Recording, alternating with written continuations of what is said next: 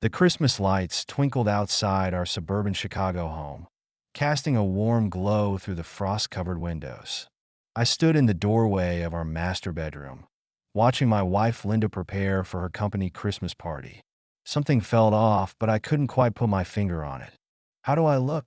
Linda asked, twirling in front of the mirror in a black dress that probably cost more than our monthly mortgage payment. "Beautiful," I replied, trying to ignore the knot forming in my stomach. She'd been getting ready for hours, far longer than usual for a simple office party. The dress was new. I'd never seen it before. The perfume, too, an expensive bottle of Chanel she'd bought specially for tonight. As a real estate agent, I'd learned to trust my gut when something didn't feel right. Right now, my gut was screaming. Linda worked as a senior account manager at Morrison Financial, one of Chicago's up-and-coming investment firms. They'd rented out the Summit, downtown's hottest nightclub, for their annual Christmas party. "It's just a party, Josh," Linda said, noticing my concerned expression. "Everyone's going to be there. Sandra, Mike, the whole team." I nodded, but the knot in my stomach only grew tighter. Our 8-year-old daughter, Emma, came bouncing into the room, still in her Christmas pajamas. "Mommy, you look like a princess," she exclaimed, her eyes wide with admiration. Linda smiled, bending down to hug her. "Thank you, sweetie. Now be good for Daddy tonight, okay? We're going to decorate the tree," Emma announced proudly. "That's right, princess," I said, forcing a smile. "We've got the whole evening planned." Linda grabbed her clutch and checked her lipstick one final time. "Don't wait up," she said, kissing me quickly on the cheek. "These parties usually run late." I caught a whiff of her new perfume, something exotic and unfamiliar. It wasn't her usual subtle vanilla scent. This was different, provocative. As I watched her car pull out of our driveway, Emma tugged at my sleeve. "Can we start decorating now, Daddy?" I pushed my worries aside and focused on our daughter. "Sure thing, sweetheart. Let's get those boxes from the basement." We spent the next few hours transforming our living room into a winter wonderland. Emma insisted on hanging every ornament herself, carefully selecting the perfect spot for each one. We strung lights, hung tinsel, and placed the star on top of the tree. "It's perfect," Emma declared, stepping back to admire our work. I had to agree. The tree looked beautiful. But as the evening wore on, my unease returned. By 9 o'clock, Emma was tucked in a bed, dreaming of Christmas morning. I tried to distract myself with a book, but my eyes kept drifting to my phone. No messages from Linda. At midnight, I finally called her. The music in the background was deafening. "Hey," Linda shouted over the noise. "Everything okay?" "Just checking in," I said. "When do you think you'll be home?" "The party's still going strong." Her words slurred slightly. "I'll probably crash at Sandra's. She lives closer to the club." Something in her voice set off alarm bells. A slight hesitation, a note of distance I'd never heard before. "Okay," I said. "Be safe." "Love you," she called out, but the words felt hollow. The line went dead before I could respond. I sat in our quiet living room, staring at the Christmas tree Emma and I had decorated. The lights seemed less cheerful now, casting strange shadows on the walls. Sleep didn't come easily that night. I tossed and turned, my mind creating scenarios I didn't want to imagine. The next evening, I heard Linda's key in the lock. She stumbled in looking like she'd been through hell. Her carefully styled hair was a mess. Her expensive dress was wrinkled. She reeked of alcohol and something else I couldn't quite identify. "Where have you been?" I asked, trying to keep my voice calm. "Told you," she mumbled. "Crashed at Sandra's. Too drunk to drive." No details. No explanation for being gone nearly 24 hours. Just a quick, rehearsed response. She headed straight for the shower, dropping her clothes in the laundry basket as she went. Something made me check that basket once I heard the water running. The dress was there. The bra too. But no underwear. My heart started racing as I searched through the clothes again. Nothing. The same questions kept spinning through my mind. Where were her panties? Why had she been gone so long? Who had she really been with? The shower continued running as I sat on our bed, trying to make sense of it all. When Linda emerged, wrapped in a towel, she looked almost normal, almost like my wife of 10 years. How was the party? I asked, keeping my voice casual. She barely glanced at me. Fine. You know how these things are. Lots of drinking, silly games, some contests. Just got carried away with it all. Her voice was too smooth, too practiced, like she'd rehearsed this explanation. And Sandra, I pressed. She's doing well? Yeah, fine. Her place was closer to the club, so it made sense to crash there. More rehearsed lines, more careful evasion. I wanted to confront her right then, wanted to demand the truth. But I knew better. If I pushed now, she'd just deny everything. Close up. Shut down. No, I needed proof. As Linda dried her hair, humming softly like nothing was wrong, I made a decision. I would find out what really happened at that Christmas party, whatever it took, whatever the cost, because deep down, I already knew. My wife of 10 years, the mother of my child, was hiding something, something big, and I was going to discover exactly what it was. The name of the nightclub, the Summit, echoed in my mind. That would be my starting point. Tomorrow, I would begin my investigation. But for now, I had to pretend everything was normal. Had to act like I believed her story. Had to swallow my suspicions and play the trusting husband. As I in bed that night, Linda sleeping soundly beside me, I stared at the ceiling. Our Christmas tree lights blinked through the bedroom window. Red, green, red, green, like warning signals in the darkness. Emma's excited voice drifted up from downstairs. Daddy, can we make Christmas cookies tomorrow? Her innocent question nearly broke my heart, because I knew that whatever I discovered in the coming days would change everything. Our perfect family, our comfortable life, our happy home. It was all balanced on the edge of a cliff, and something told me we were about to fall.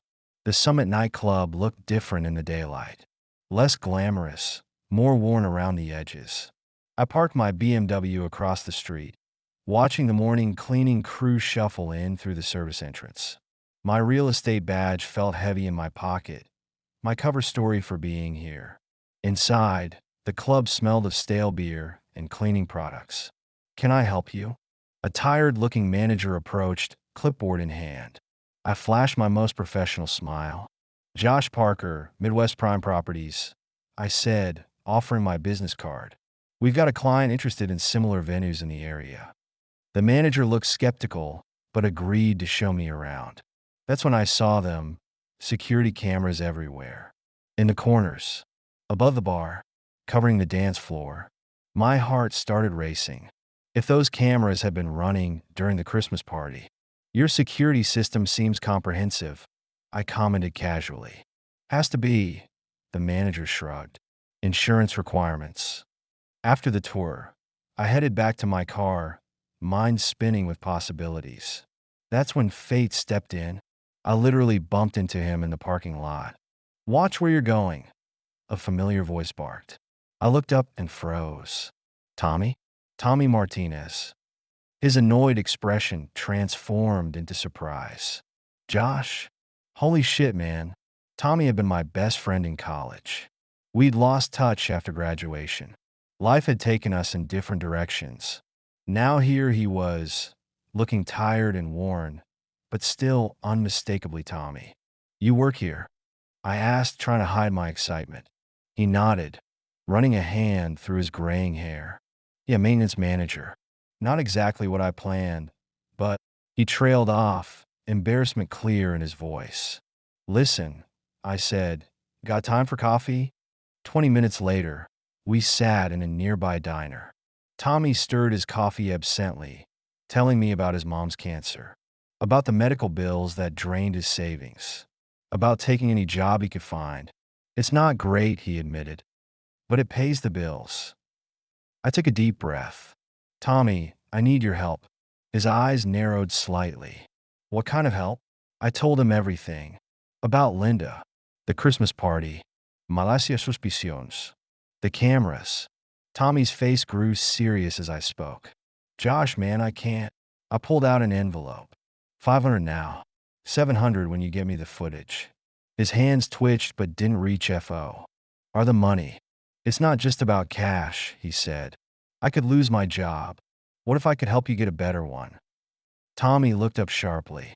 I've got connections, I continued. Tech companies, financial firms. Places that need someone smart, someone loyal. You do that in a heartbeat. You deserve better than this place, Tommy. He stared at his coffee for a long moment. Finally, he reached for the envelope. Give me a few days, he said quietly. I'll need to be careful about this. I nodded, relief flooding through me. Take whatever time you need. As Tommy left for his shift, I made some calls. Real calls to real companies. Because Tommy wasn't just a means to an end. He was an old friend who needed help. 3 days later, my phone buzzed. A text from Tommy. Meet me. Same diner. 3 p.m. The flash drive he handed me felt impossibly small. Everything's there, he whispered. The whole night. I reached for my wallet, but Tommy stopped me. Josh, about that job. Already lined up 3 interviews. I said. Good companies, good salaries. His eyes lit up with hope. For the first time in years, Tommy smiled like his old self. I drove home with the flash drive burning a hole in my pocket. But I didn't watch it right away. Couldn't bring myself to face what might be on it. Linda was taking Emma to her piano lesson. The house would be empty for 2 hours. Perfect timing. I sat at my desk, hands shaking as I plugged in the drive. The video began to play. The Christmas party in full swing. Lights flashing, music pounding.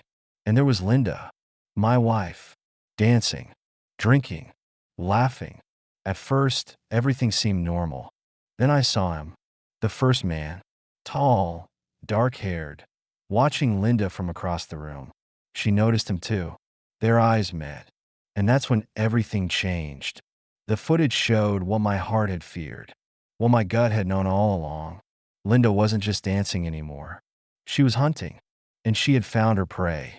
Or rather, they had found her, because soon there was a second man, both of them circling her like sharks. The 3 of them disappeared into a dark corner. When they emerged, I slammed the laptop shut, ran to the bathroom, barely made it before I threw up. The images burned into my brain, the truth I couldn't unsee. My phone buzzed, a text from Linda, picking up Emma from piano. Want anything from the store? Such a normal message, such an ordinary question, from a woman I no longer knew. I texted back, no thanks. Then I called my lawyer, because this wasn't just about proof anymore. This wasn't just about suspicion. This was war, and I intended to win. For Emma, for myself, for the life Linda had just destroyed. Tommy texted later that evening. He had his first interview tomorrow. At least something good would come from all this. I looked at her family photo on the wall. Linda, Emma, and me, all smiling, all happy, all lies. Tomorrow, everything would change. But tonight I had to pretend. Had to. Smile. Had to act normal. For Emma's sake. For now. The security footage played on my laptop screen, casting an eerie blue glow in my darkened home office. What I saw made my blood run cold. The Morrison Financial Christmas party started innocently enough. Coworkers mingling, drinking, celebrating the holiday season. But as the night wore on, something shifted. The atmosphere changed, became charged with something darker, more primal. Linda stood by the bar, champagne glass in hand. Her new black dress caught the light, drawing attention, drawing them in. The first man, I would later learn his name was David Mitchell, Senior VP of Sales. Married, 2 kids, church elder. He approached Linda with practiced confidence, touched her arm while laughing at something she said, stood too close. Then came Mark Stevens, account director, also married, country club member, little league coach. The 3 of them formed a triangle at the bar, drinking, flirting, testing boundaries. I watched Linda throw her head back laughing at their jokes, touching them both. getting touchier as the alcohol flowed. The dance floor beckoned. David took her hand first, led her into the crowd. Their bodies pressed together. Mark joined them moments later, the three of them moving as one, hands wandering, inhibitions fading. Then David whispered something in Linda's ear. She nodded, giggling. They moved toward the darker corner of the club, the security camera's blind spot. Before they disappeared from view, I saw enough, more than enough. Linda, my wife, kissing David passionately. Mark's hands all over her, her dress riding up. Then they vanished into the shadows. 23 minutes. That's how long they were gone. I counted every second. When they emerged, everything was different. Linda's hair was messy, her dress askew, lipstick smeared, and there, sticking out of David's back pocket, red lace. Her missing underwear, trophy of their conquest. I stopped the video, feeling sick again, but there was more to discover. A week after watching the footage, fate handed me another piece of the puzzle. Linda's purse, carelessly left on the kitchen counter. A folded paper caught my eye. Medical results from Chicago General Hospital. Dated 3 days after the Christmas party. Positive for chlamydia.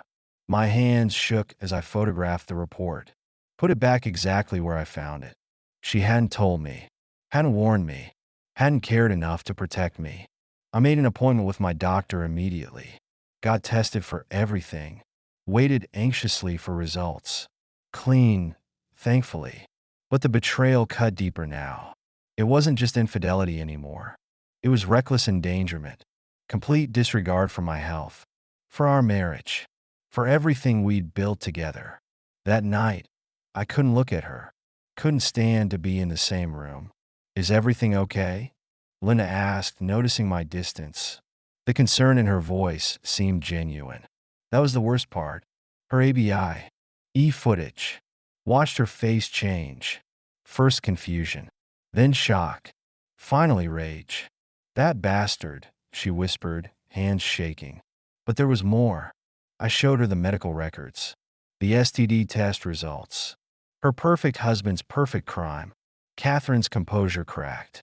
Tears streamed down her face. How did you get this? She asked. Does it matter? I replied softly. She shook her head. It didn't. The truth was the truth. I have a good lawyer, I told her. Slid the business card across the table. He knows the whole story. She took it with trembling fingers. Jennifer Stevens was next. The private school teacher. Mark's devoted wife. We met at a different cafe, different neighborhood. Same devastating truth. Her reaction was quieter, colder, more calculated. Send me everything, she said. No tears, no breakdown, just icy determination. I did.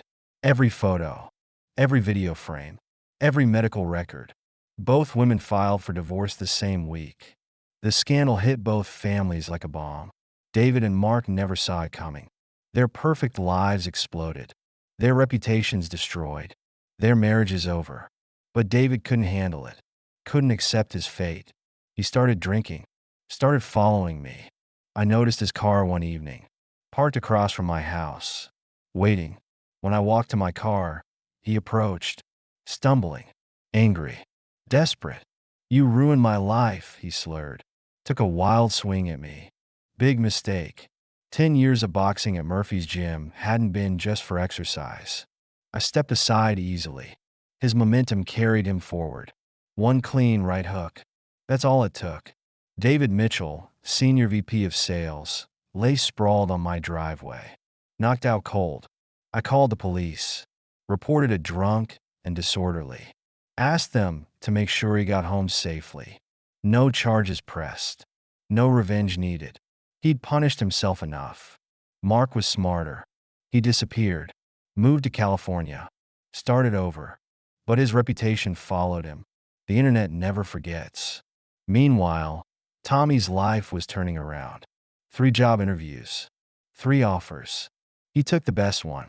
Tech company, 6 figures, benefits. I can't thank you enough, he told me. Your family, I replied. And I'm in it. Linda noticed the changes in me.